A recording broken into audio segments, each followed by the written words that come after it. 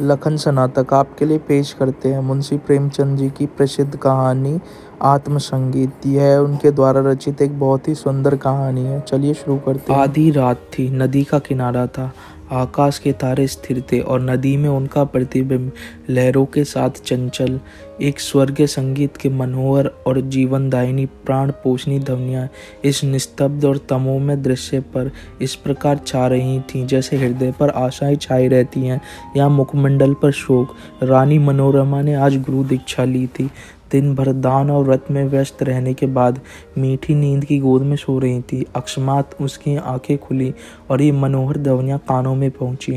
वह व्याकुल हो गई जैसे दीपक को देखकर पतंग। वह अधीर उठी जैसे खांड की गंध पाकर चींटी। वह उठी और द्वारपालों व चौकीदारों की दृष्टियां बचाते हुए राजमहल से बाहर निकल आई। जैसे वेदनापूर्ण कर्दन सुनकर आंखों से आंसू निकल जाते हैं। सरिता तट पर कटीली झाड़ियां थीं, ऊंचे कगार थे, भयानक जंतु थे और उनकी डरावनी आवाजें। शव थे और उनसे भी अधिक भयंकर उनकी कल्पना। मनोरमा कोमलता और सुकुमारता की मूर्ति थी, परंतु उस मधुर संगीत का आकर्षण उसे तन्यता की अवस्था में खींचे ले जाता था। उसे आपदा का ध्यान न था। वह घंटों चलती रही, यहाँ तक कि मार्ग में नदी ने उसका गतिरोध किया। मनोरमा ने विवश होकर इधर उधर दृष्टि दौड़ाई। किनारे एक नौका दिखाई दी। निकट जाकर बोली, माँ जी, मैं उस पार जाऊंगी। इस मनोहर राग ने मुझे व्याकुल कर दिया। माँ जी, रात को नाव नहीं खोल सकता, हवा तेज है और लहरें डरावनी, जान का जोखिम है। मनोरमा ने, मैं रानी मनोरमा हूँ, नाव खोल दे, मुँह मांगी मजदूरी दूंगा। माँ जी, तब तो नाव किसी तरह नहीं खोल सकती, रानियों का इसमें निभा नहीं। मनोरमा, चौधरी तेरे पांव पड़ती हूँ, शीघ्र नाव खोल दे, मेरे प्राण खिंचे चले जाते हैं। माँ जी ने फिर कहा, क्या इनाम मिलेगा? मनोरमा, जो तू मांगे। माँ जी फिर बोला, आप ही कह दे, गवार हूँ, क्या जानूँ कि रानियों से क्या चीज़ मांगनी चाहिए।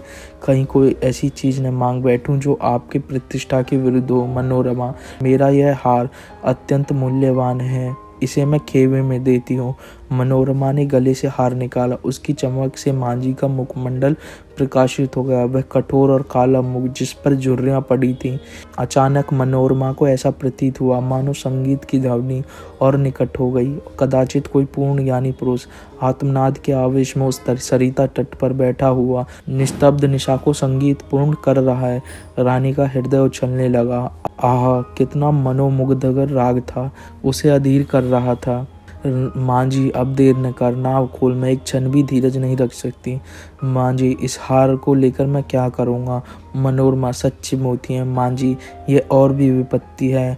मानसिन गले में पहनकर पड़ोसियों को दिखाएगी, वह सब डाह से जलेंगी, उसे गालियाँ देंगी। कोई चोर देखेगा तो उसकी छाती पर सांप लौटने लगेगा। मेरी सुनसान झोपड़ी पर दिन दहाड़े डाका पड़ जाएगा, लोग चोरी का अपराध लगाएंगे। नहीं, मुझे यह हारने चाहिए। मनोरमा, जो तू कुछ मांगे वही दूंगी, लेकिन देर न कर, मुझे अब धैर्य नहीं, प्रतीक्षा करने की तनिक भी शक्ति नहीं। इस राग की एक तान मेरी आत्मा को तड़पा देती है। माँ जी, इससे भी अच्छी कोई चीज़ दीजिए। मनोरमा, अरे निर्दयी, मुझे तू बातों में लगाए रखना चाहता है। मैं जो देती हूँ वह लेता नहीं, स्वयं कुछ मांगता नहीं। तुझे क्या मालूम मेरे हृदय की इस समय क्या दशा हो रही है? इसमें इस आत्मिक पदार्थ पर अपना सब कुछ न्यौछावर कर सकती हूँ।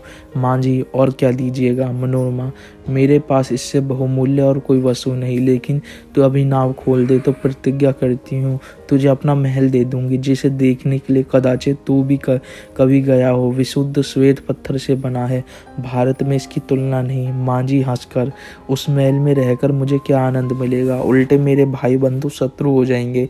इस नौका पर अंधेरी रात में भी मुझे बहने लगता, आंधी चलती रहती और मैं इसमें पड़ा रहता हूँ, किंतु वह महल तो 2 ही दिन में फाड़ खाएगा। मेरे घर के आदमी तो उसके एक कोने में समा जाएंगे, और आदमी कहाँ से लाऊंगा? मेरे नौकर चाकर कहाँ? इतना माल असबाब कहाँ? उसकी सफाई और मरम्मत कहाँ से कराऊंगा? उसकी फुलवारियाँ सूख जाएंगी, उसकी क्यारियों में गीदड़ बोलेंगे और अटारियों पर कबूतर और बाबिल घोंसले बनाएंगी। मनोरमा अचानक एक तन्मय अवस्था में उछल पड़ी। उसे प्रतीत हुआ कि संगीत निकटतर आ गया है। उसकी सुंदरता और आनंद अधिक प्रखर हो गया था, जैसे बत्ती उकसा देने से दीपक अधिक प्रकाशवान हो जाता है। पहले चित्ताकर्षक था जो अब आवेशजनक हो गया था। मनोरमा ने व्याकुल होकर कहा, आहा, तू फिर अपने मुंह से क्यों नहीं कुछ मांगता? आहा, कितना विरागजनक राग है, कितना विहल करने वाला। मैं अब तनिक धीरज नहीं धर सकती। पानी उतार में जाने के लिए जितना व्याकुल होता है, श्वास हवा के लिए जितनी विकल होती है, गंध उड़ जाने के लिए जितनी व्याकुल होती है, मैं उस स्वर्गीय संगीत के लिए उतनी व्याकुल हूँ।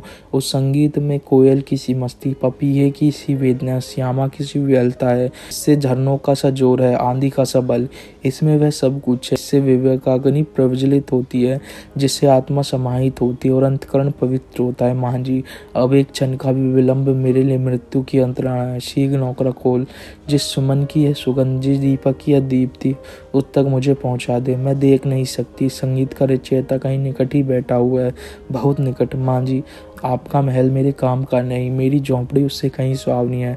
मनोरमा, हाय, तो अब तुझे क्या दूं? यह इस सुविशाल क्षेत्र की पवित्रता है, यह समस्त सुमन समूह का सौरभ है, समस्त मधुरताओं की माधुरी, समस्त अवस्थाओं का सार। नौका खोल, मैं जब तक जीऊंगी तेरी सेवा करूंगी, तेरे लिए पानी भरूंगी, तेरी झोंपड़ी बहारूंगी।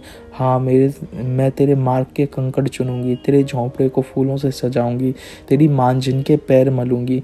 प्यारे मांझी, यदि मेरे पास 100 जानें होती तो भी मैं इस संगीत के लिए अर्पण करती। ईश्वर के लिए मुझे निराश न कर, मेरे धैर्य का अंतिम बिंदु शुष्क हो गया है।